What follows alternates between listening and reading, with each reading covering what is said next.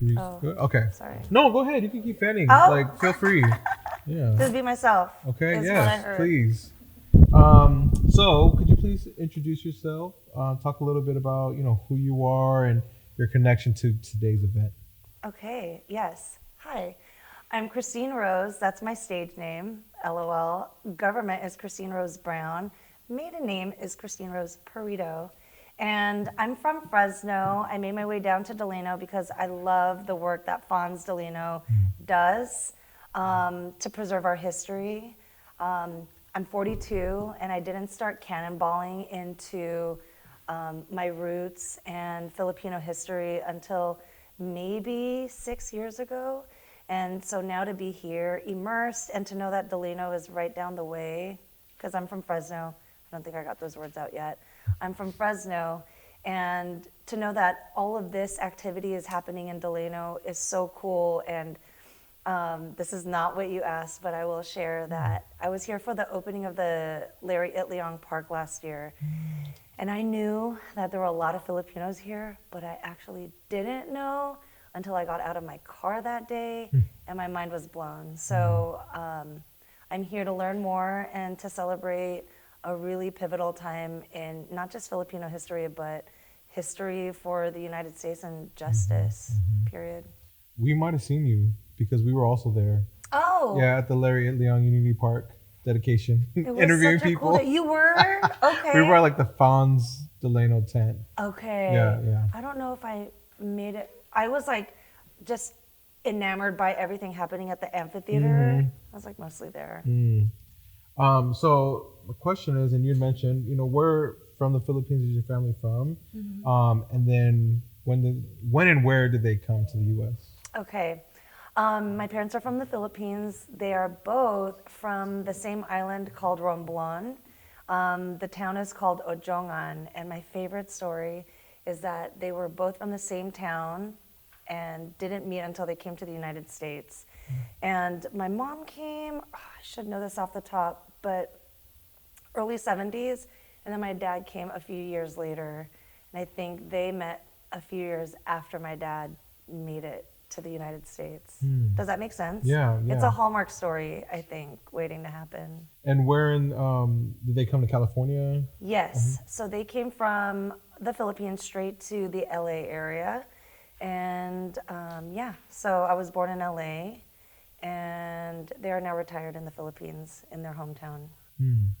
So, what is your connection to like Delano and just like the Delano grape strikes and the Filipino farm workers? I don't have a personal connection per se. I also don't, yeah, to the strikes, to farm workers, or Delano at all, except for I have knowledge of it and it is a part of like our history. I will also say that I'm here to do a documentary on one of my friends who is, how do I say this? He is a descendant of Delano Manongs.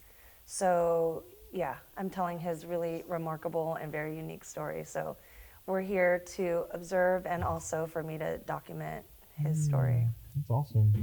So when you think about the word solidarity, like what do you think that term means to you, especially in the context of the Filipino and Mexican farm workers coming together?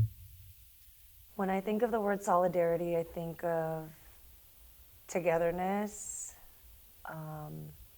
Harmony is one of my favorite words, but it also applies because, yeah, it's together, it's unifying, it's a connection moment. And what was the follow-up question? About what solidarity means in the context of the Filipino and Mexican farm workers coming together to strike. Solidarity was needed for that strike to be effective.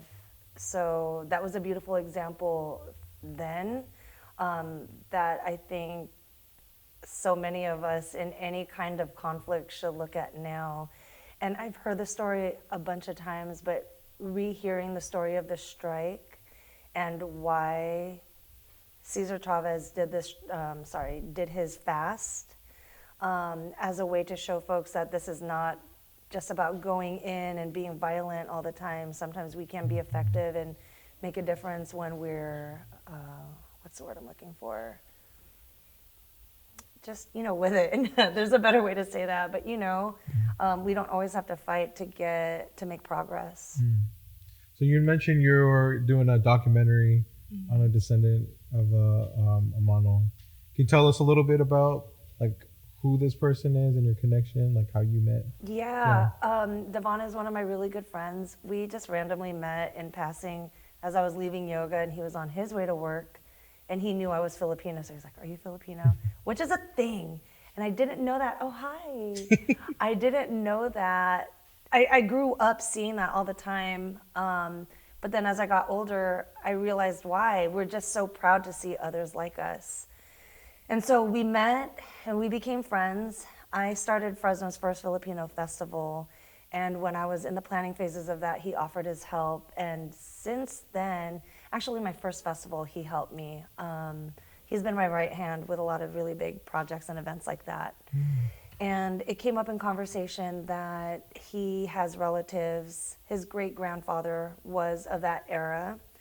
And when he went to go visit his grandfather's grave, he learned that there were so many more.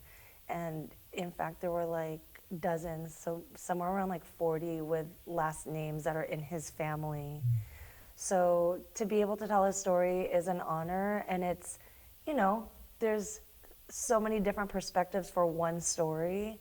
To be able to tell his unique story and involvement with this really important group of our ancestors is really special. So, did you grow up learning about the Delano Grape strikes? Because I love that you said it's a part of American history. So you said no, but when did you learn about the Delano Grape strikes, and what kind of an impact has that had on you since? So I didn't grow up learning about it at all. I didn't know about Delano Manongs or the Delano Grape strikes until maybe 10 years ago. And so hearing about it like blew my mind. And also just knowing like Morro Bay was like an area where Filipinos first came to California. I didn't realize how close everything was. You asked a follow-up question that I wanted to touch on. What was it? Like what kind of an impact has that learning about the history had on Okay. you? Learning about the history is something that I hold close to me. Not that I get into conflict a lot, but anytime, first and foremost, I'm in a position where I can use my voice to advocate for others, I do. It took me a long time to realize that a lot of other people don't want to talk sometimes, and we talked about this at the park earlier today. And so I try to empower others. I teach yoga. So I try to empower others to just like feel confident in themselves and to just practice little by little sharing how they feel, so that in the moment that something doesn't feel right, they can say that. So they can talk about it with others and hopefully make a difference. It creates a spiral, like a domino effect when others do. It's like, oh, that's how you do it. I can share how I feel and maybe empower somebody else to do the same. But in terms of conflict, I also think about advocating for my community, so the Filipino community. Where I live in Fresno, we ran into something earlier this year where they banned Asian food vendors from a shopping center that I was aligned with, where I was teaching yoga for, and I was like, that's so backwards. And yeah, we got together, we figured out a way, we didn't pop off, but we found a way to use our words, and I like to say that I slay with my words, and we did, and I think it was impactful, but it wasn't the complete outcome that we wanted, but it like let us know that there's still so much more work that could be done. And it all really like stems on having conversations with others. I answered too many things, or I said a lot. No, you're good. Okay. So what is the Filipino community like in Fresno? Okay, great question. So it is actually surprisingly big, but what I learned, and I'm a transplant because I'm from LA. I moved to Fresno 20 years ago. and did not realize that there were so many. They're there, but they're all in their own little pockets. Would you agree? They're all in their own little pockets and they congregate, like with their own families, with neighbors, but they weren't really like congregating in grand fashion. There's a lot of nurses, like so healthcare folk. I'm an artist myself, so I know a lot of Filipino artists, musicians in the Fresno area, but also recently connected with the first Filipina nurse who came from the Philippines to Fresno in the 60s through the work that I've been doing for the festival. So it's big. We're not the biggest Asian population in the city because there's a lot of Hmong families there. So one of the things you mentioned was creating the first Filipino festival in Fresno. Can you walk me through like why you decided to do it and how long it's been around? Yes. I decided to do it because I was a recipient of a grant. I had the opportunity to apply for different things, and I was like, you know what, we need this for our community. Because I started organizing smaller events with like some food vendors, some performers, and everybody came out in full force. And I probably had like 300 people at my yoga studio at that time. I was like, let's do a festival. And it's only been around for 1 year. Second year is this coming up next month. But it was just like that smaller event that I did, but we invited folks from everywhere. We had Delano at the event, so that's my connection. Oops, I forgot. Sorry, Melody. Yeah. Yeah. Okay. Last question. Is there anything that you'd like to share about, what being here in Delano means, honoring, celebrating, the 60th anniversary of the strike and the Delano Manongs?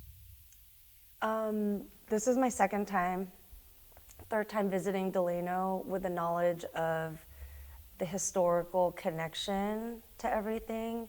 And every time that I visited, I feel it in my bones. Like I feel empowered knowing the impact Filipinos made in making a huge change in advocacy and justice. And it's an honor to be here in 2025 at a time where so many Filipinos are finally feeling more empowered to talk about who they are, who we are, and to celebrate that. And yeah, this is just the beginning. Love it. All right, you gotta show off your nails for the camera. Period. Come on, nails. All right, thank you. Thank you so much for the nail flare. Come on, I saw that. I was like, you gotta show that off. That's beautiful. I hope I didn't talk your ear off, but No.